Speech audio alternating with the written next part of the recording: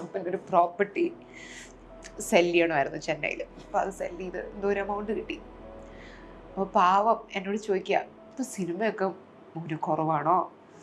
അപ്പോൾ അപ്പൂപ്പൻ നമ്മൾ ഈ ബാക്കി ചെയ്യുന്ന ഇൻസ്റ്റേ ചെയ്യുന്ന ഈ സോഷ്യൽ മീഡിയ ബ്രാൻഡ് വർക്ക്സിനെ പറ്റി അപ്പൂപ്പൻ അറിയാം, വിർ ഓൾ സെറ്റിൽഡ് ആൻഡ് സോർട്ടഡ്. പക്ഷെ അതെന്താണെന്ന് അപ്പൂപ്പന് കറക്റ്റായിട്ട് അറിയില്ലല്ലോ. അപ്പം സിനിമയൊക്കെ മോന് കുറവാണോ? ഞാൻ പറഞ്ഞാൽ കുറവാണ്, അത് കുഴപ്പമില്ല, അത് വരേണ്ട സമയം വരും. അപ്പോൾ അപ്പം പറയാം, ഞാൻ ചെന്നൈ പോയി ആ ഒരു ലാൻഡ് വിറ്റിട്ട് വരുമ്പോൾ കുറച്ച് കാശ് കിട്ടും, ഒരു 30-35 ലക്ഷം കിട്ടും. അതിൽ നിന്ന് ഞാൻ ഒരു 10 ലക്ഷം മോൻ തരാം.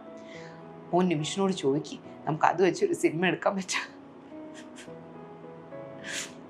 That was such a sweet thing. I mean, പുള്ളി ഭയങ്കര ഇന്നസെൻ്റ് ആയിട്ട് ചോദിച്ചേ. ഹീസ് തിങ്കിങ് ദാറ്റ് ഒരു 10 ലക്ഷം രൂപ ഉണ്ടെങ്കിൽ ചിലപ്പോൾ ഒരു സിനിമയൊക്കെ എടുക്കാൻ പറ്റുമായിരിക്കും.